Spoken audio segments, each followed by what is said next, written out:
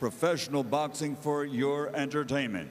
It's HBO Boxing After Dark, sponsored by Tecate Cerveza con Carácter and DeWalt Tools, Guaranteed Tough. These bouts are sanctioned by the New Jersey State Athletic Control Board. For this first bout, the three judges at ringside will be Deborah Barnes, Alan Rubenstein, and Gene Williams, and inside the ring, in charge of the action, referee Ricardo Vera.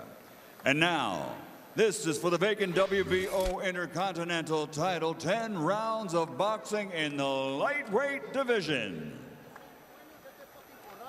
Introducing first, fighting out of the blue corner, wearing burgundy with silver. Official weight 134 pounds. This 2004 U.S. Olympian now has a professional record consisting of 22 victories, including 14 knockouts with only 2 defeats.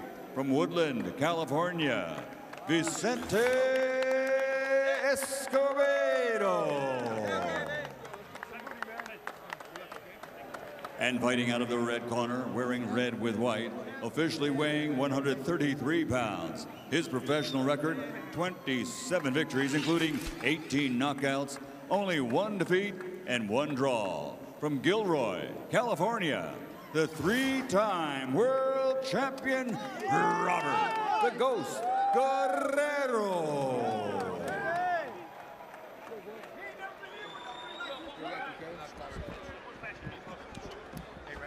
Chief second. Good luck, okay? Thank you, sir. All right.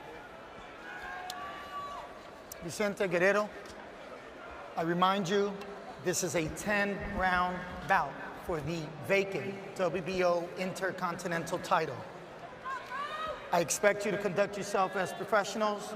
You were given your instructions. Obey my commands and protect yourself at all times. Am I clear? This is good. This is good. Touch him up, fellas. Escobedo has already lost a tough fight to Katsidis. The question tonight is whether either one of these guys can make us believe that they can beat the winner of Marquez Katsidis and become the legitimate lightweight champion of the world. Juan Manuel Marquez defends the lightweight championship versus Michael Katsidis of Australia on November 27. What a fight that should be. And this one could be good too. 2 very strong lightweights. Guerrero looks a little rangier in the ring, and the southpaw style is not something with which Escobedo's unfamiliar. He had a long and decorated amateur career, as was evidenced by his appearance in Athens with the United States Olympic team.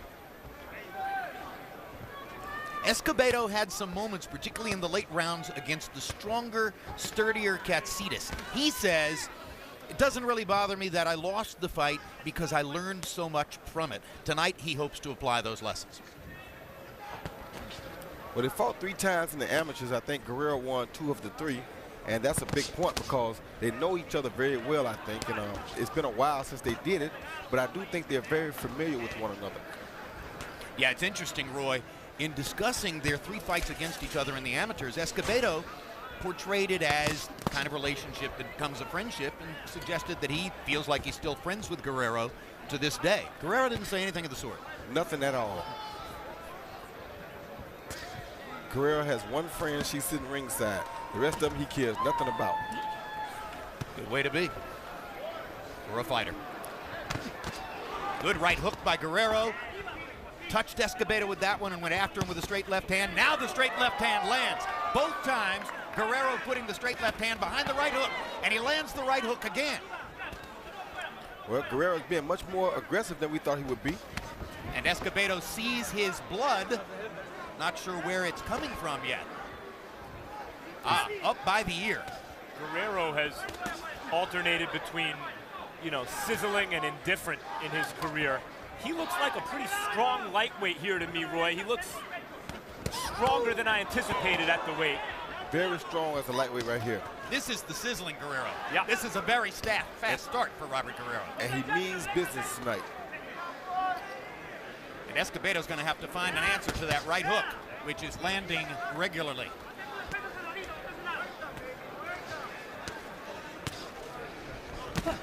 Here's a hard right hand by Escobedo. Guerrero walked into it. Yes, he did, right down the pipe. Doesn't discourage Guerrero in any way. He's still coming forward. He said in the meeting that Escobedo wasn't very good with pressure, so that implied to us that he would be putting pressure on him. Yeah, and already Escobedo seems discomfited by his own blood, Roy. Exactly. When you both establish that you can pressure the man in the first round, land your right hook with regularity, and bloody the opponent, you're off to a terrific start. And Robert Guerrero has made the point. It's a good start, but he still has to be careful because Escobedo is throwing very good right hands at him. And the right hand is the best punch against the southpaw.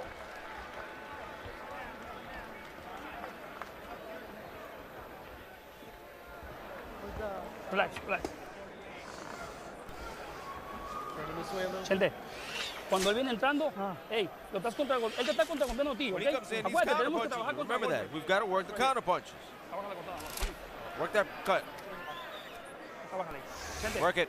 Mira, cuando él viene Gente, entrando, remember, when he comes in, you got to set him up with the jab so that he comes in. When he throws himself in, you got to counter him. Remember that. Tienes que trabajar tu jab y contragolpear con 2 o 3 golpes, no nomás con uno, ¿ok?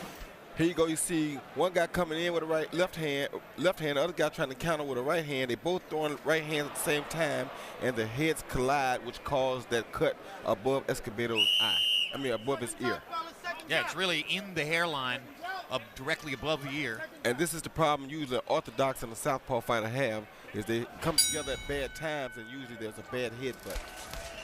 Those are the most misleading replays in boxing because it looks as though the heads brush together and there's no significant contact, but all of a sudden one guy's bleeding. Believe me, the heads don't just brush together. They bang. Not at all. They bang quite toughly together. Guerrero in the first round was 17 out of 59 by CompuBox count. Escobedo 9 out of 40. Watch the heads, guys. That's not terribly dissimilar to some of the rounds Escobedo experienced against the more aggressive, stronger Michael Katsidas. And his new trainer here said that they thought that he ran from Katsidas a little too much, so they plan on sitting down fighting more. And it looks like he's doing that, and I'm not sure yet how it will play out in his favor. Exactly.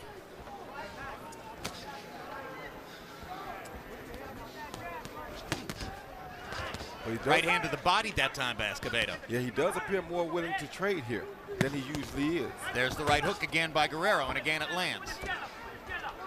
Escobedo backing up, and Guerrero goes to the straight left hand. These cats are trading some very good shots here. Escobedo is hanging in against Guerrero, who is throwing shots with very bad intentions in the first 2 rounds. Body shot by Guerrero with the right hand, and he came back upstairs with the hook. Escobedo trying to land enough right hands to forestall all this pressure.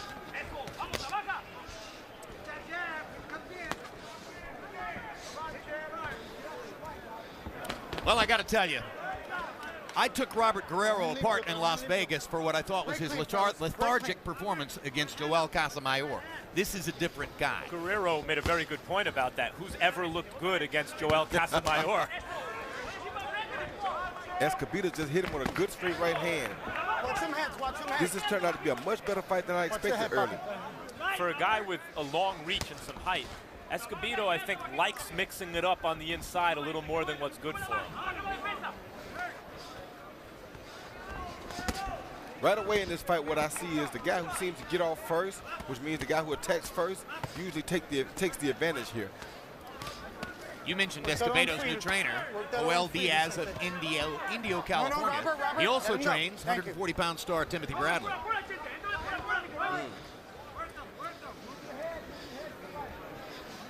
Which means he likes his guys in shape, obviously. Absolutely. Robert, Means that Escobedo works in a quality gym. Break clean.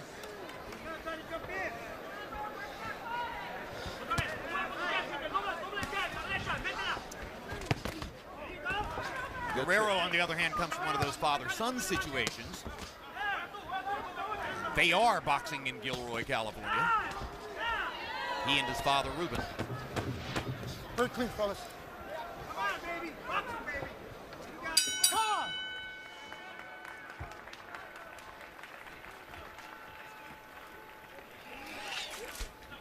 Good job.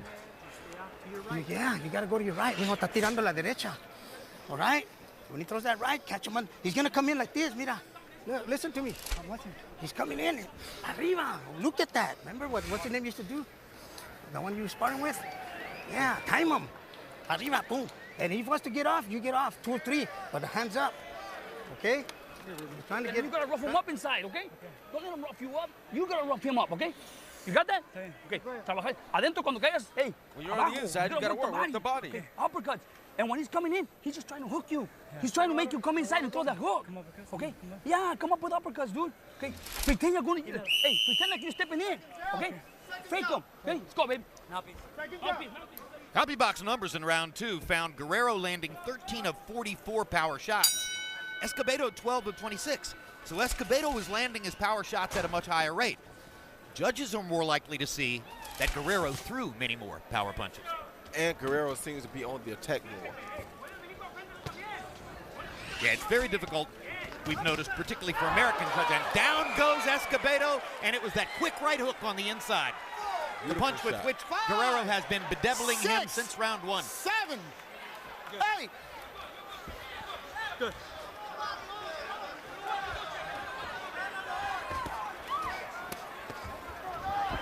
No, Robert. Guerrero also threw a punch while Escobedo was down on one knee and was lucky it didn't land with greater force. He sure was lucky because he's been DQ'd like I don't know what. Happened earlier in his career, the same thing. And his kind of eagerness to follow up his advantage. I tell you, I feel like his corner may have been to blame for that one because they told him to throw uppercuts, and the uppercuts leaves you wide open for a hook against the opposite-handed fighter. Escobedo's corner. Yes, they did. So I think they might have set him up for that shot because he told him when he comes inside to throw the uppercut, throwing the uppercut leaves his head wide open for the hook. Particularly the left uppercut? The right uppercut. Either one really, but particularly the right uppercut. Pick him up, Vicente. Let's go. Good shot. Good overhand right by Escobedo. Good straight left by Guerrero. Escobedo's got his legs back now. After the knockdown, fighting back on more or less equal terms again. Oh, good right hand by Escobedo. He just did miss it. Escobedo's a real fighter. I mean, you're not going to beat the fight out of him. Katsidis couldn't. Though he won the fight.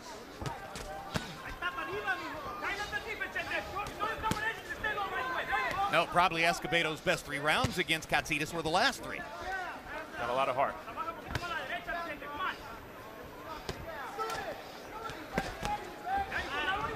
Conditioning is going to be the factor in this fight. Both guys are still working very good. Nobody has truly established dominance yet, although that knockdown did make it a little bit more in Guerrero's favor, but both guys still believe they can win right now. But if Guerrero has won the first 3 rounds and with the knockdown, he would already have a 4-point margin on the scorecards. He would. Yeah, in a scoring sense, I agree. Guerrero's up, but I also understand the point that Escobedo still believes he can win, and he's showing that to Guerrero at times. There's another hard left hand, however. Escobedo dropped his right. Guerrero nailed him with the left and backed him up again. He's hurting Guerrero. He's hurting Escobedo pretty good right now. Escobedo has fought spiritedly throughout the round, but Guerrero's having a big round anyway. It's a hell of a round, guys. Yes, it is, but Guerrero seems to take his punch better than Escobedo takes Guerrero's punch.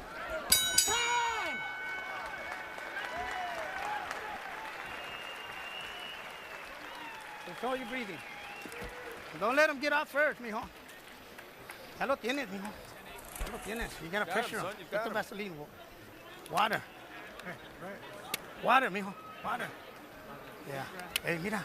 De rato se te baja, mijo. Aquí, cortito. He comes down, get in hard on the inside. Boom, okay? He's going down now, dude, because he ain't got no option. He's coming down like this.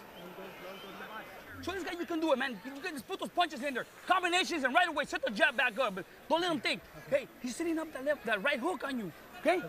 The right hook. Keep your fucking left hand up a little bit. Okay? Here you see Escobedo come in with a right hand to the body, and he tried to throw a left hook, but he got beat to the punch with an underhook, with an under left hook from Guerrero. Yeah, it was a great shot. It wasn't the uppercut. He threw a right hand, and Guerrero backed up and threw a right hook and a left hand across and just beat Escobedo to the punch. Harold, how do you have it through 3? Okay, Jim. 3 rounds to nothing, 30-26, Robert Guerrero. You know, Jim, he's getting off first. He's backing the guy up. He's landing that first punch. That's the main thing. You know, in a southpaw, you fight in a southpaw, you got to get off first against a southpaw. You got to keep him going backwards, and Escobedo's not doing it. Robert Guerrero taking the fight to Escobedo, walking him down, landing good right jabs, a hell of a right hook, and really good, hard, straight left hands. Give Guerrero an extra point to round 3, 30-26, Guerrero. It's the best I've ever seen Guerrero fight. I think the opponent has something to do with it. He's lifting Guerrero's game because he's better than most of the guys Robert's been in with. But nevertheless, Guerrero is facing the test so far. Escobedo, just as Max and Roy point out, not giving up yet, fighting with spirit and heart and determination. But, Roy, you made the good point that Guerrero seems to take Escobedo's punch better than vice versa, and it reminds me that yesterday, Guerrero made very clear in his meeting with us that if he wins tonight, he's going to call out the winner of Marquez Katsidas. He wants to fight for the lightweight championship of the world. Escobedo, on the other hand, said if he loses this fight, he's going to move back to 130 pounds, maybe more comfortable in the lower weight class. And that alone may tell you why one guy takes a punch better than the other. Exactly, and I think he feels more comfortable at 130 than he does 135. However, this was a great opportunity for him, and he knows this guy inside the ring, so why not? Hasn't really fought at 130 in about 5 years, so he'll be going back down to a weight neighborhood which he thought he might have left behind, but which now looks attractive if he loses this fight. And with his height, I think it gives him a good advantage. Oh, I think he'll be a big guy at 130. I think so too. As Zab Judah's a bigger guy at 140 than 147. Absolutely correct.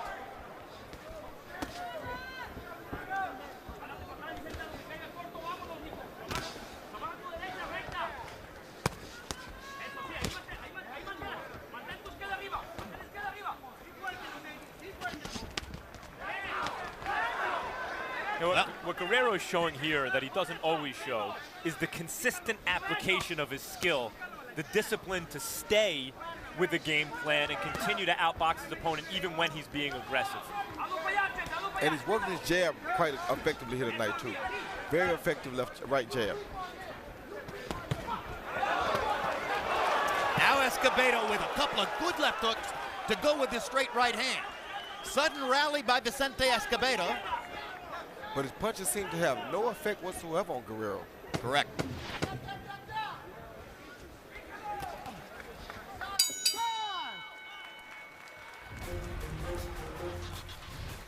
If you want an original first name, try Zabdiel. C-A-B-D-I-E-L. That's the one that Judah has worn his whole life. And that's his son, Zab Judah Jr., who is working the pads for Dad. And watching himself on the television monitor. Once you discover that the monitor is there and you can see yourself on it, it's pretty hard to look back at Dad. Let's look at the monitor again. Okay? And hey, move to the other side, but keep jabbing them. Picalo with hard jabs now. And some body shots. And some body shots, eh? Yeah. Chente, bien cerradito, mijo. Keep Close up. And you Close gotta up, mix it up a Chente. little bit more, huh? You gotta mix it up. When you throw your left, don't drop your right. Okay? You opening up. Okay, when you throw your right, don't drop your left. Okay. And vice versa, you gotta keep your hands up. Let's go. Power shots in round 4. Guerrero 8 of 25. Escobedo 13 of 32. So numerically, Escobedo had a clear advantage in that round. If judges were looking for a round to give to Escobedo along the way here, that might have been it, although Harold Letterman again gave the round to Robert Guerrero.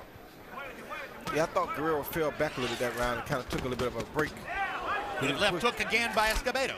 He didn't push the issue quite as hard that last round. This is a slip. Escobedo's cut now over his eye, over his right eye. He's got a cut from his slip. Take a look at it. That would be a first. Cut from a slip? Yeah. I think he got caught before he went down. I think so too. Yeah. It's from the slip. He banged his head. Cut from the slip. Okay. Okay, Poppy. Let's go, gentlemen. Time back in.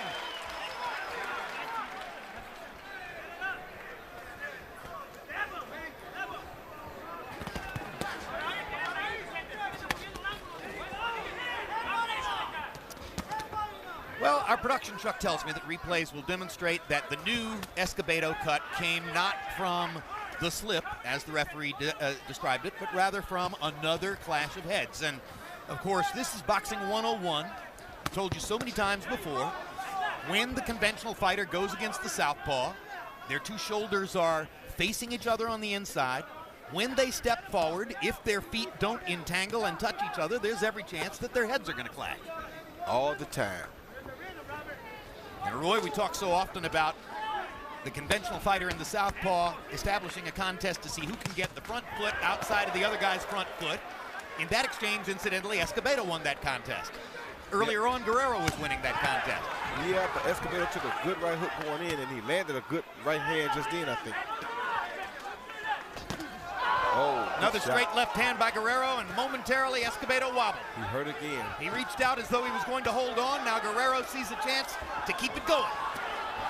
Escobedo wobbling as Guerrero takes him to the corner, and that's not going to be called a knockdown either. Let's go. Robert, let's go to work. These are some hard slips.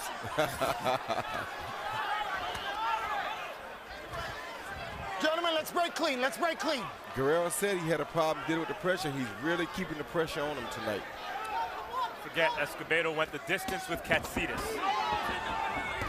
Lost the split decision. It should have been unanimous for Katsidis, but still went the distance in a bruising fight, and Guerrero seems to be heading towards maybe a better result than that. Yeah, Guerrero's bruising him more than Katsidis did at this moment.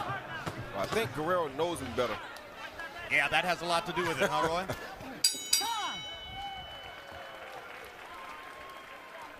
You're dominating, baby.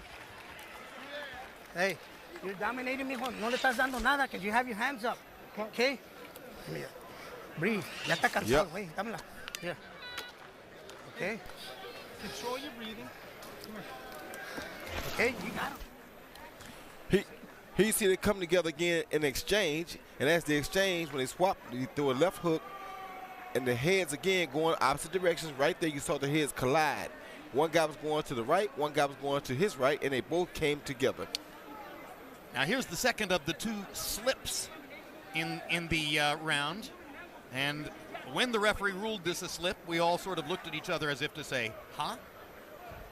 But it does appear to be an exhausted slip. Yeah, he fell as the result of being tired and also having taken 3 or 4 or 5 punches in a row, but it wasn't clear enough to the referee that the contact with the canvas was because of the contact with Guerrero's gloves. Guerrero landed 17 out of 60 punches in that round to 13 of 46 for Escobedo, but it was the force of the punches. It was the damage that Guerrero's doing, which is putting distance between him and Escobedo in the fight. And frankly, Roy, with each passing round, Guerrero looks a little bigger in there. Yeah, he does. He looks a lot bigger with each passing round. He has his feet spread very wide apart, keeping great distance. And he's fighting a very disciplined fight here. You saw there one Robert Guerrero flaw. Sometimes he slaps, particularly with his hook. But then he goes back to punching hard with it. Using that good right jab, though. That's what's winning the fight for him. He's standing in front of Escobedo with that right jab. He's staying out ahead because he's attacking first with the jab, and it allows him to set up big shots and also see when Escobedo is about to attack like that. Oh, what a left uppercut by Guerrero. Thunderous shot, up and under. 5, no slip there. 6, 7, 8. Second official knockdown of the fight by Guerrero of Escobedo. Stunningly effective performance so far by Robert Guerrero.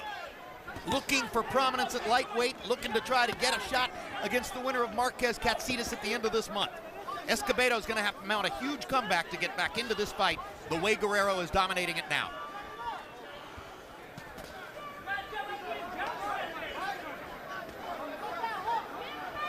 Katsidis is a tough guy. Marquez is the favorite in that fight. And I think the guy who will eventually beat Marquez as a lightweight is going to have young legs. Guerrero, of all the obvious candidates, it seems to me, has the youngest legs.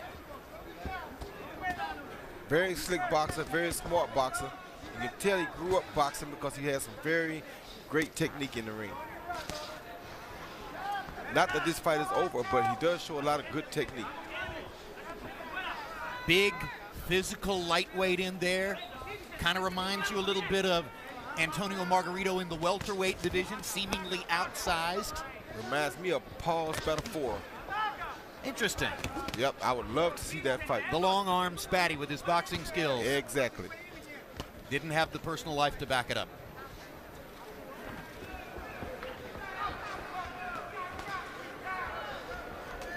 Spadafora may still be unbeaten. I'm not 100% certain. He is still unbeaten, and I'm on a project of trying to bring him back right now. That would be great to see.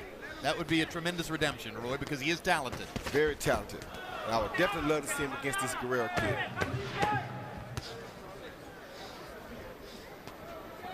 Well, that would be an interesting challenge, because Spadafora has a level of boxing sophistication which I think even Guerrero hasn't matched yet. You're right. You're right. Hey, you boxed a real good round. I know, I got caught. Okay, you got caught because, hey, you're lunging in, dude. You can't lunge in there like that. Okay? Come on. Okay? Tienes que ser más inteligente, Vicente, okay? You gotta be more Tienes que intelligent. boxearlo, You vamos gotta allá, okay? box him You gotta make now. him miss, dude. You can't just stay in front of him. And then when you're done with your combinations, you gotta get back on the jab. You can't let him set up. He's setting you up.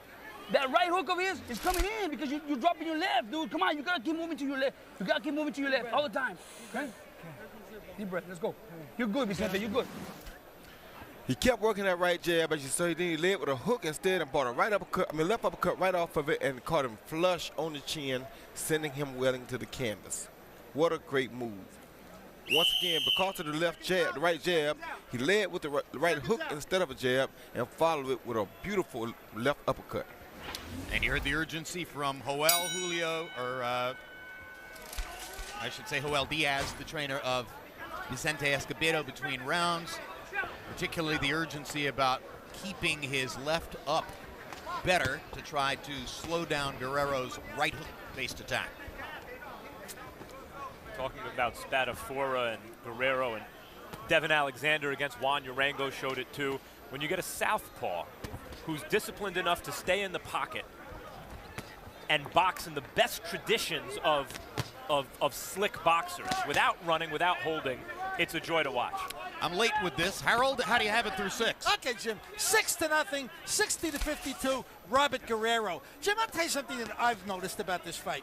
Vicente Escobedo is a bob and weave guy. He bobs and weaves constantly. You saw it just there. When he bobs and weaves, he can't punch. He just waits. He loses time in the ring. He does not get off one punch when he's bobbing and weaving. I think it's taken away a lot from his game. He's got to stop the bobbing and weaving and throw good, solid shots to get back in his fight. In the meantime, Escobedo landed a tremendous right uppercut, good right jabs, and a heck of a left hand. 6-0, Guerrero.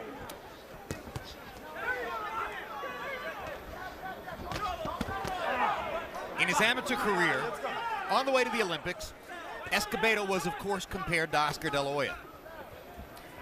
It's difficult for any California-bred Mexican-American fighter who's good-looking to progress very far in the sport without at some point being compared to De La Hoya. It's like all the basketball players who get compared to Michael Jordan somewhere along the way because they're from North Carolina or they're 6'5", and of course those comparisons are usually a big reach. Well, if he's De La Hoya, then right now Guerrero's Pacquiao. Bingo.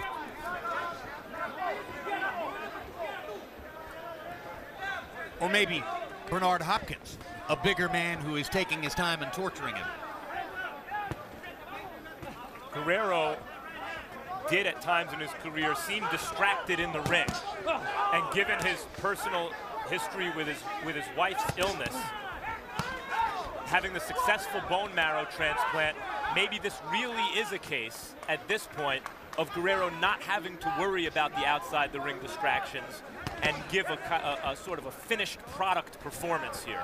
And he's really breaking Escobedo down here, son. I hate to say it, but he's really giving him a good boxing lesson right now. And Escobedo is game because he's taking it and he's still trying to find his own punches, but it's just pretty hard for him right now. Good shot by both fighters. Excellent trade.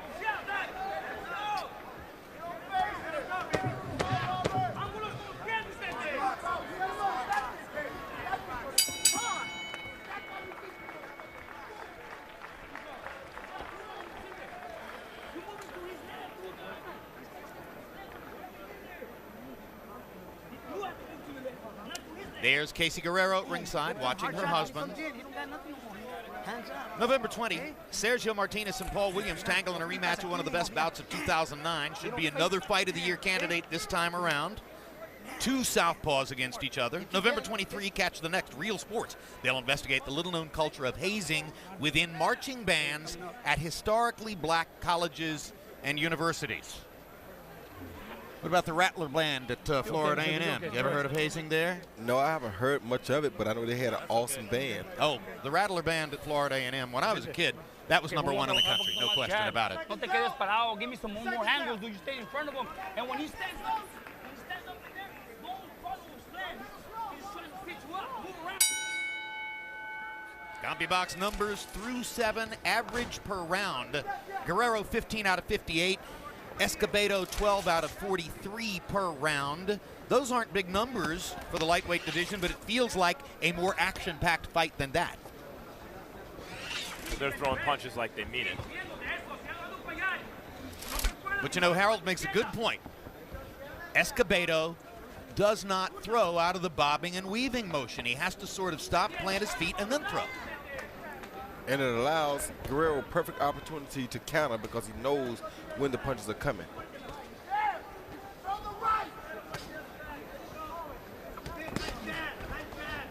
And honestly, Escobedo has landed good enough punches to do damage. They just seem to have no effect on the Ghost. If Guerrero fought a couple months ago against Casamayor with cool cerebral detachment, tonight he fights Vicente Escobedo with visible, visceral fire. He is here to do damage tonight. Good left hook by Escobedo as Guerrero was backing up and dropped his right hand. Escobedo lands the jab as again Guerrero's right was low. I tell you, Escobedo is game. Very game. It's funny, you heard in Guerrero's corner. See, when you keep your hands up, you dominate. It's amazing how many guys at this level just don't fight with their hands up. And Roy, I know you often didn't, but you had superhuman reflexes. Well, I don't care how superhuman your reflexes are. It's still a better idea to keep your hands up. Look at Yuri Orcus Gamboa. I mean, that's unbelievable skill and talent, and he's already been on the canvas 3 or 4 times. Right. Yeah, I just didn't have good sense. You were a little cocky.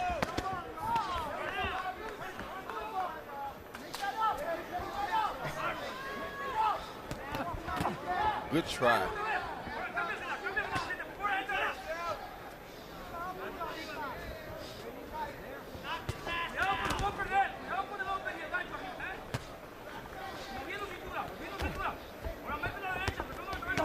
Oh, good shot. Good hook by Escobedo, but like I said before, his punches just seem to have absolutely no effect on Guerrero. And not to criticize a guy too much for not being perfect. You know, that's not the standard that we're judging these guys against. But Guerrero is starting to show now in these middle rounds a little bit what he's shown in his less than best performances, where he doesn't really put it round after round together as consistently maybe as he should. Why is he getting hit with these shots now as frequently as he is?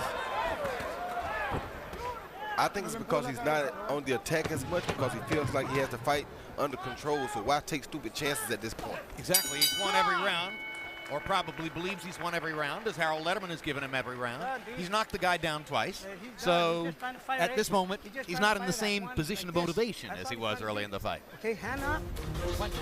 Let's take a look at Lucas Matisse in his dressing room, the latest big puncher out of Argentina, following in the footsteps of his brother Walter Matisse, who reached this same point in his professional career before losing to American star Paul Williams. Tonight, Lucas Matisse takes on Zab Judah. Like Williams, very talented. Like Williams, a southpaw with boxing skills and punching power. But Matisse has 25 knockouts in 27 fights and believes that his right hand is sufficient in and of itself to dominate the night and take out the opponent, Zab Judah. You gotta work, man. You gotta work those punches. Okay? Let's go. Vamos. Let's go. We gotta work. Vamos. We gotta get him. Let's go.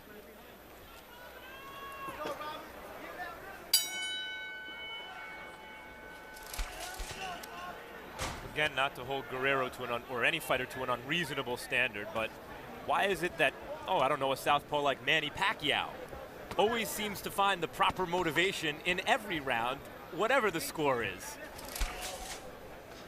He's a special fighter, and I think with Guerrero, you get the sense at times maybe he could also be special were he to apply the same level of motivation or whatever it is a little more consistently. Yeah, well, there you go. You got to deal with personalities again, too, though. Some guys go in the ring to just get the job done. Some guys go in the ring to kill. Some guys go in the ring to cause total destruction. So it all depends on the characteristics. And he just got caught with a bad shot because he's trading now. That's not a good thing. 1 week after Halloween, we are in Newark, New Jersey, just past midnight. Robert Guerrero in a lightweight battle against Vicente Escobedo. If Guerrero wins the fight, you'll hear him afterward calling out Juan Manuel Marquez or Michael Katsidis. They're fighting for the lightweight championship on November 27. Guerrero wants to step up to that level if he can. Escobedo likewise would look for that kind of title shot if he could win the fight tonight, but if he loses, and so far he's had the lesser end of it here against Guerrero, Break clean, fellas. I think you can see in this fight why Escobedo thinks it might be a good idea to go back down to 130. Yeah, I think it's a good idea for him, too, but like I said, don't count him out of this fight yet, because anytime Guerrero trades punches with him, he's landing some pretty hard shots himself. Over the last couple rounds, it just feels like Escobedo's getting the better of the exchanges. Here's a good right hand by Escobedo that drives Guerrero back. I'm not saying Guerrero should be overly aggressive necessarily, but you can still win the rounds and win the exchanges as a boxer. It seems to me Guerrero has the talent to do that. Well, once again, I said this earlier. If judges are looking for a round to give to Escobedo and they haven't gotten off the schneid yet, this looks like it would be the one. And I get an assenting nod from Harold Letterman on that point, as if to say, okay, 45 seconds to go in the round. You're probably right, Jim. And you get enough, you said that a couple times now, you get enough of those and you wind up with a close decision. He still has to be careful here, though. The insurance factor is the 2 knockdowns Guerrero has already scored in the fight. And incidentally, there could have been 3 had the referee been a little less lenient with Escobedo in ruling slips versus knockdowns.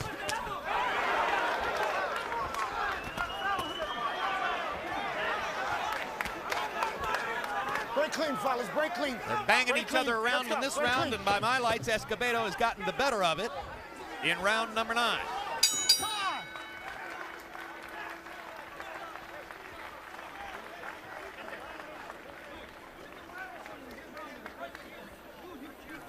Guy, dude. Okay, what was taking you so long, man? Come on. Okay. Suck it up. Come on, breathe. Breathe. Open those lungs. Vicente, you have a beautiful defense, dude. When you tighten up your defense, you can get in there, dude, and exchange punches, but don't just come back with a 1-2. You come in, you rip them shots, dude. All right? But with your hands up. He's going to try to go out open, so he's going to be open for a good shot. All right? Yeah. Okay. Keep it tight. Yeah. Just keep your hands up. Hands up. Yeah. No, you don't got. Finish his ass up in this round. Let's go. You can do it, Chente. Hit this one round and go. We got 1 round. Is last round? Last round. Okay. Last round, Chente. Okay. Don't give it to me. Go. Come on. Come on. Ven. What do you talk about? Seconds out. Seconds out. Come on, baby. Touch him up. Round 10 begins. All right, Harold, let us in on the secret. I agree with you, Jim. I thought Vicente Escobedo won round 9. As a matter of fact, I thought he won round 8 where he landed some nice shots. 7 rounds to 2, 88-81 Robert Guerrero. I mean, basically, Guerrero dominated the fight, just like we've been saying. Backing Escobedo up, hitting him with them great left hands. Scored 2 knockdowns in the process. But Escobedo, like Max said, has come on very strong in the last couple of rounds, and he's taken it to Roberto Guerrero, which is what he should have been doing from round 1. I mean, he should have been backing up Guerrero just like he's backing him up right now. Be as it may, 88-81, a huge lead for Robert Guerrero. Escobedo is showing the same stamina, drive, and desire here that he showed in the late rounds against Michael Katsidis in another losing effort.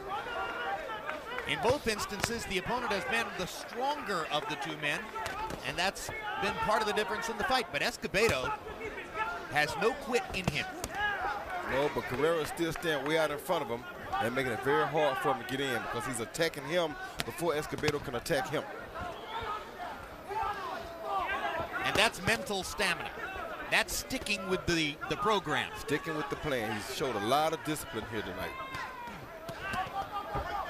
You know, if you only watch championship fighters, you might get the impression that most fighters can execute a plan over 12 rounds. No, only championship fighters can execute a plan over 12 rounds by and large. You're perfectly right there, Jim.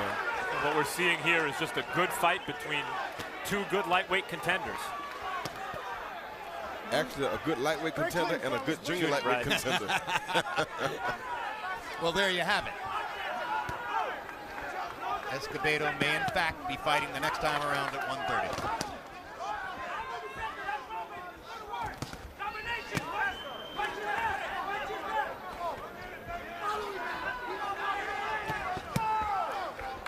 There have been moments when it was a boxing match, but for much of the time, it's been a brawl. A good brawl. An excellent brawl. You hate the headbutts had to happen, but it's kind of second nature when you have a southpaw versus an orthodox fighter. And frankly, I don't think Escobedo's been distracted by the headbutts. In the first round, he seemed bothered by the blood, but since that time, he has just come on and kept fighting and stuck with his business. And right now, he's backing Guerrero into the ropes and hitting him with multiple power shots and trying to stage a dramatic rally in the 10th round into her. And he's showing a lot of heart, just like he did against Catsitas, but once again, it's a second too late. Getting up off the deck twice, blood pouring out of both sides of his face. Pretty gutty show. I think he'll be champion one day. I'm not sure what weight, but I think he definitely will be a champion one day.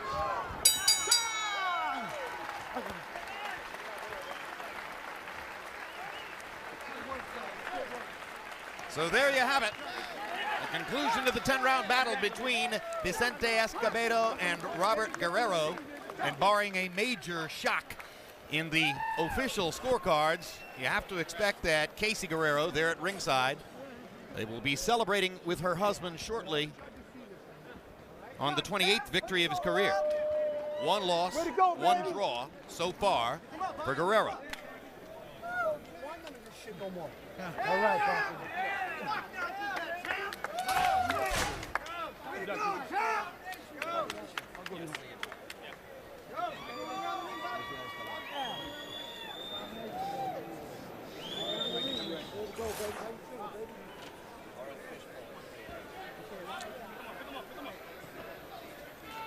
All right, let's take a quick look at what happened in this action-packed fight between Robert Guerrero on the left and Vicente Escobedo on the right. There's the headbutt in round number one, which caused some significant bleeding for Escobedo in his hairline above his left ear. In round three, the first official knockdown of the fight, on a right hook and a left cross inside, Escobedo went down. Round five, another headbutt. And more blood as the result of that headbutt. And there were two slips in the round, and one of those slips could conceivably had been ruled a knockdown. So Guerrero was still dominating at that point. This is the slip toward the end of round five, which by our lights could conceivably have been called a knockdown because of the damage that was done in the moments before Escobedo went to the canvas. Then in the sixth round, the real knockdown. Knockdown number two. Spectacular left half cross, half uppercut, really, from Guerrero, and Escobedo was down again. At that point, Escobedo started coming on. You saw on the scorecard that Harold Letterman unofficially gave him all of the last three rounds. He showed guts, he showed determination, he showed heart. He gave the fans their money's worth. But there's Guerrero, who probably won it. And now Michael Buffer is ready with the official decision. Ladies and gentlemen, we go to the scorecards. The winner will be the WBO Intercontinental Champion Eugenia Williams, 100-88. Alan Rubenstein, 98-90. Deborah Barnes, 96-92. All to the winner by unanimous decision, Robert the Ghost Guerrero. Well, of those three scorecards, I imagine the one that Harold will most respect was Deborah Barnes' 96-92. 188 sounded a little bit too wide, but Guerrero has the win. Sounds like Eugenia Williams missed a couple rounds. Imagine that. thank my sponsors. We're going for the next one. Everybody that's been sponsoring me. The world title, baby. Final CompuBox numbers. Guerrero landing 29 more.